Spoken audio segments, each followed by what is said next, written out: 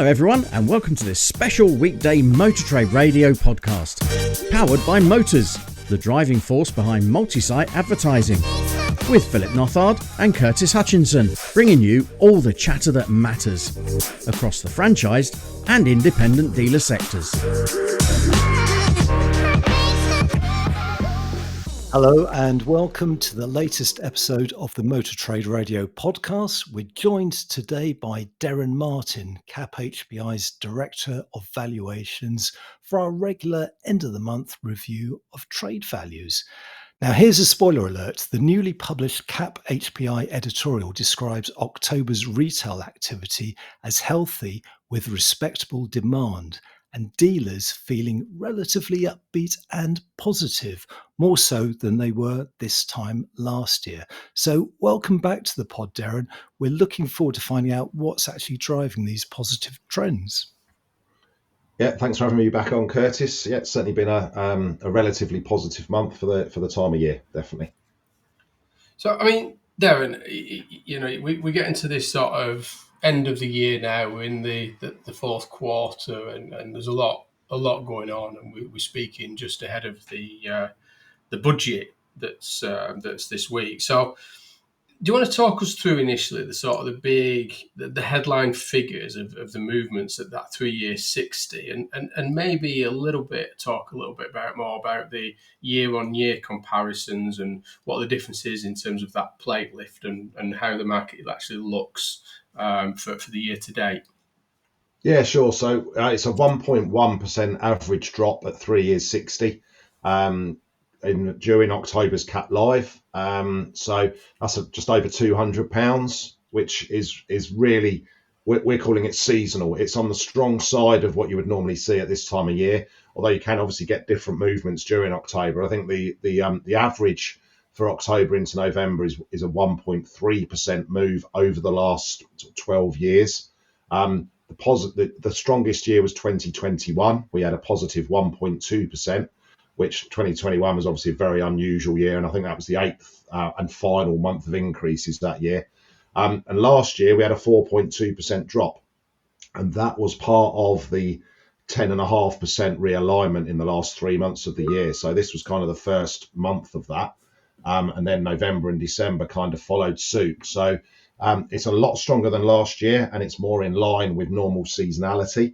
If you look at what's happened over the course of this whole year, it's been very healthy. Cars are actually worth on average around 0.5% more at this stage of the year than they were at the start of the year. If you look at similar sort of 3-year-old vehicles and compare them, a 3-year-old now with a 3-year-old then. So it's a continuation of a theme, really. The positivity that you mentioned, Curtis. Yeah, dealers are pretty positive about things, but I think it's dipped away towards the second half of the month, but not dramatically. And again, that is what we normally see during October. So we're just in sort of half term, but there's half term in different parts of the country a couple of weeks ago. So these sorts of things always lead to a little bit of a downturn, and you get more volume coming back into the market. So for there to be a slight drop is not unusual. And as I say, it's strong compared to previous years, and particularly strong compared to last year. Yeah, I was going to mention that. I mean, obviously, you know, we talk about the monthly movement, but you know, live is what, you know, we always say that, you know, the retailers and the market should be looking at, because, as you say there, the reports were that it did slow down through sort of the tail end of October. Was that something you did observe in the data then? Yeah, initially, when we sort of track what's happening to values as the month goes, and forecast forward for the next number of working days. And initially, it was probably only looking at being sort of a 0.8, 0.9% movement. So it went a little bit more in the second half of the month, but not dramatically so, as I say. So it's it's been fine, I would say, but a slight drop off. And obviously, as we always say, Phil, the devil's in the detail, and you need to look at all of the different models in isolation, not just fuel types and sectors, because everything kind of behaves differently depending on supply and demand in the market, and obviously price for those vehicles. If they look good value for money, then maybe they don't drop by at all, and can even go back up again. So it needs a real sort of keen eye on the detail. And as you say, Derren, it's a very small overall movement, 1.1% down. How did the various age bands perform over the course of the month? So yeah, it was a slight drop for all of the age bands. It's 1.1% at 3 years, as I said, 0.9% at 1 year, 10. And then the older you get, so 5 years 80 dropped by 1.3%, and then 10 years 100 by 1.5%. When you look at that in monetary terms, it's that 1.5%, which is obviously the harshest percentage movement, is only about £70. We have had at various times earlier in the year where it's been a lot more than that at the older ages, with people not wanting to buy cars that need a bit of work. But at the moment, that's just £70 at 10 years old, just over £200 at 3 years, just over £300 at 1 year. So as I say, nothing untoward in any of that. So across the age bands, it's been relatively similar. And looking at vehicle sectors, I noticed there were some seasonal corrections on convertibles and coupes. Was there anything else that stood out over the course of the month? So they did drop a little bit more than other sectors, the convertibles and coupe cabriolets, but not by as much as we've seen in previous years either. There's not so many of them around now, so they're not quite as affected by the seasonal movement. You don't seem to get so many hitting the market at any time of the year. It's not as though people hold on to convertibles and sell them in sort of February, March time as much as they used to. So yeah, they were one of the ones that dropped. Of the mainstream sectors, super minis dropped by 1.4%, so slightly more than the actual average, and that was the biggest faller of the mainstream sectors. But again, that's just £150. City cars, lower medium models dropped by 1.2% and 1.1%. So again, £150, something like that. Although, again, devil in the detail, we had some larger drops for the Audi A1 petrol, Ford Fiesta, Hyundai i20, Suzuki Swift. They all dropped by a little bit more. So where there's a bit of volume, they were vehicles that dropped, but again, nothing untoward, 3-4% for most of those. SUVs, they make up most of the data now, especially at that sort of 4-year-old mark. They dropped by 1.2%, just over £200. Large SUVs actually performed the best. Medium and small both dropped by about 1.3%. So that's where a lot of the data is. And again, there were some cars that dropped by more than others. 500X, Hyundai Tucson, Nissan Juke all dropped by more than others. But again, it's not unusual for that to happen when you get a little bit of volume in the market and a little bit of demand dropping away. So pretty positive overall, but again, there's some devil in the detail there. And thinking about fuel types and what did you see in terms of that fuel type for the month? I mean, starting with EVs, we know that they sort of rallied in September after what was described as 24 months of downward movements. What's happening now in that sort of fuel type sector for the month of October? I think once again, it's been the most interesting area to focus on. I mean, everybody wants to talk to us about EVs, unsurprisingly, I guess, because it is such a large part of what everyone wants to talk about, even though it's a small part of the market with the ZEV mandate, or VETS mandate as it's kind of known now. So BEVs actually went up at the 3-year point, so the second month in a row that they went up. They went up by 0.3%. When we look at the retail market on BEVs sell quicker than petrol vehicles at certain price points and at certain ages. Certainly, if you get to that sort of £10,000 to £15,000 mark, then they sell quite quickly. We've seen it sort of 24 days, whereas petrol cars are selling slightly slower. We've also seen more independent dealers than ever that are now stocking and advertising EVs, but still not that many. It's still around, I think it's 14% of independents, according to our retail data, have stocked an EV and advertised an EV. So that's 85% that aren't. But so it's increasing, but not quick enough. So EVs remains really nuanced actually within that area. So you've got some that went up in value. We saw some increases for the Citroen C4, the Volkswagen ID3, the Nissan Leaf. But also we saw some Teslas drop in value.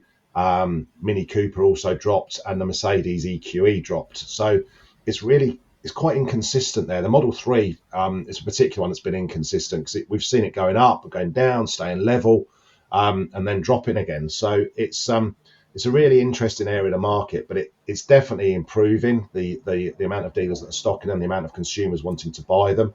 But it's probably still, well, it's almost certainly still not enough as we move forward into 2025. But I understand that dealers have been bitten in the past over EVs. They're still a little bit wary, but overall, definite continued positivity for battery electric vehicles. And in terms of the other fuel types, I mean, any notable movers, sort of increases and decreases around what's happening in that sort of petrol, diesel, hybrid, plug-in hybrid sectors away from the EVs? Yeah, so across the board, there's nothing untoward. Diesel values dropped by 1%, hybrids dropped by 0.6%, petrol was the biggest mover of 1.4%. But again, that's fairly normal for this time of year. Some devil in the detail again there. So yeah, SUVs, as I say, the 500X, the Tucson dropped. But there was some strength for JLR product. Again, that now looks quite good value. And that continued sort of what happened last month as well. So it's petrol remains the go-to fuel type. It's what everybody still wants to buy and wants to stock, and what the majority of consumers want to buy. But electric vehicles, hybrids are that halfway house, aren't they? And electric vehicles continue to improve. And what you've got kind of is that sort of hockey stick effect, where they came down by so much that they're now generally going back up again.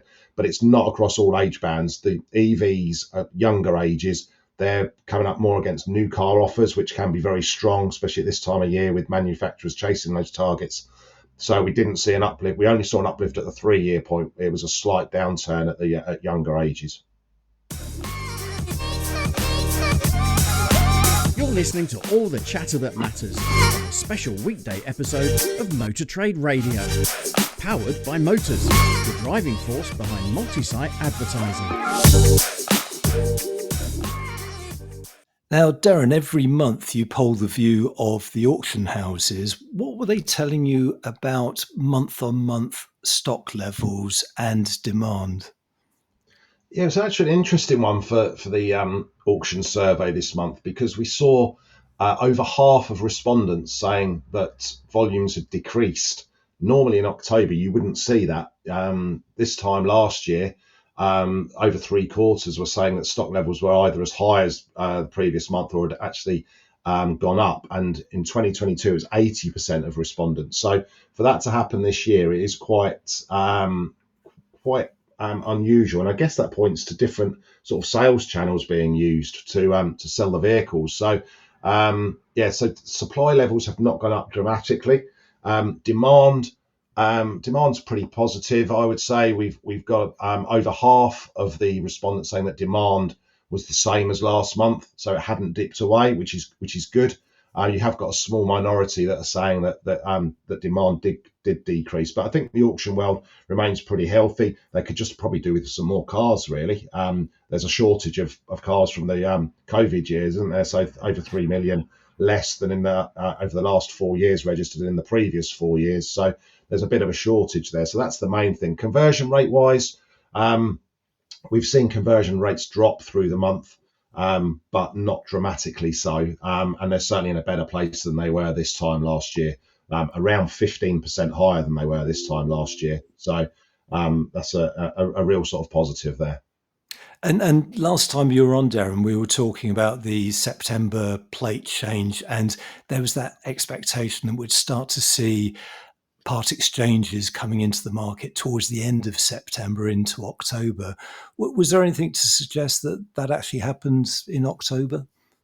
Not really seen it dramatically. So we've seen there was towards the end of September. I think we had our highest volume of data in a single week since probably April time. But then it hasn't continued. So I think it's all very manageable, and there's probably not enough cars in the market, to, especially good 3-4 year old cars in good condition, and that's what's keeping the market pretty healthy and stopping any of those drop offs. So yeah, we're not seeing it to the extent that I think we expected to see it.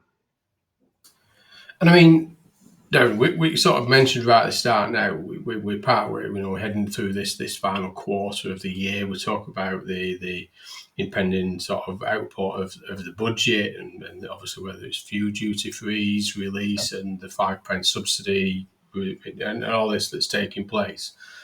There's a lot to think about, and we're heading towards the end now. This first year of what was the Z mandate, and as you referred to earlier, that VETS now. What's your view now over sort of valuations as we head towards the sort of through into November and into December, and maybe thinking about what to expect as we go into that first quarter of next year? Yeah, I think it's an interesting one because this week you're getting half term for most of the country, so people on holiday, and you always see a little bit of a dip during a half term. The clocks have just gone back, and we've got a budget, so you've got kind of almost like three things there that could impact the market. We don't think it will be untoward, and I think the government are they're sending messages about the budget already, aren't they? They don't want any nasty shocks. They don't want anyone up in arms. So we're all kind of already seeing what's likely to happen. I think, the fuel duty freeze could end.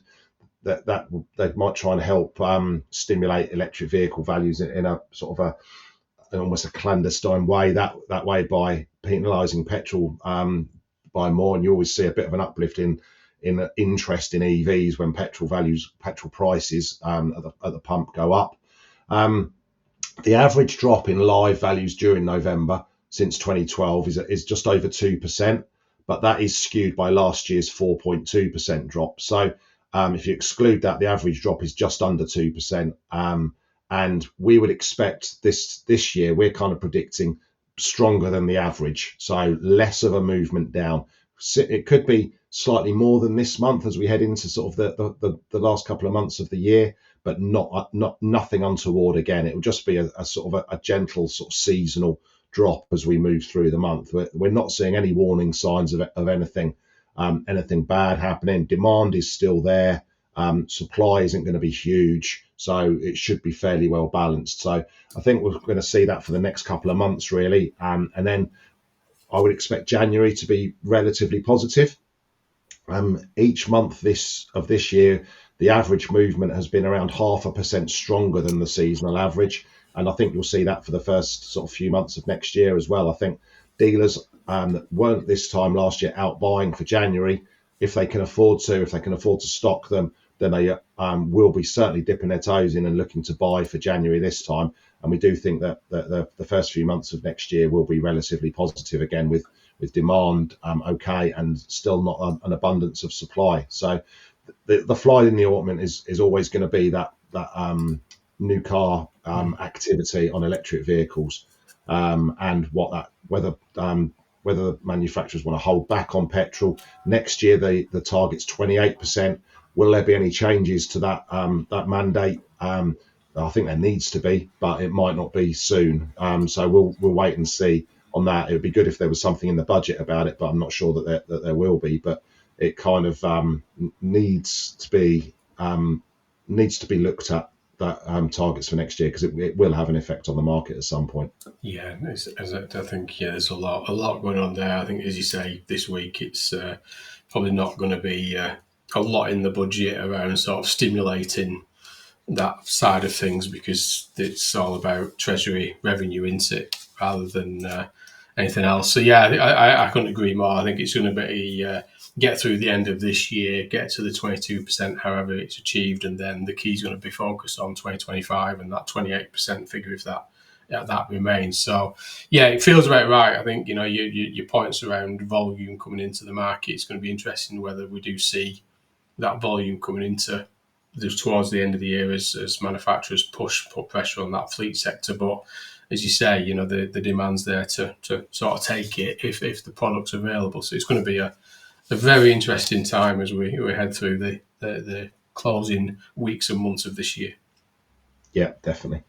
So, I mean, as always, Derren, it's always a pleasure getting you on the podcast and sort of a bit of context around that headline figure that sort of hits the media. And, we always say that if for anybody listening to take a deeper dive into the October used car trends, then always to check out the full editorial, which is on the CAP HPI website, which is cap-hpi.com, which you can get other editorials on there as well for the new car market and the LCV market as well. So as always, and please do check out Derren and his team's LinkedIn as well, because they always do share it, don't you, Derren, through your social channels. But if anyone's got any queries on anything to do with it, give us a shout. We're more than happy to be completely transparent with anything that we're seeing in the market.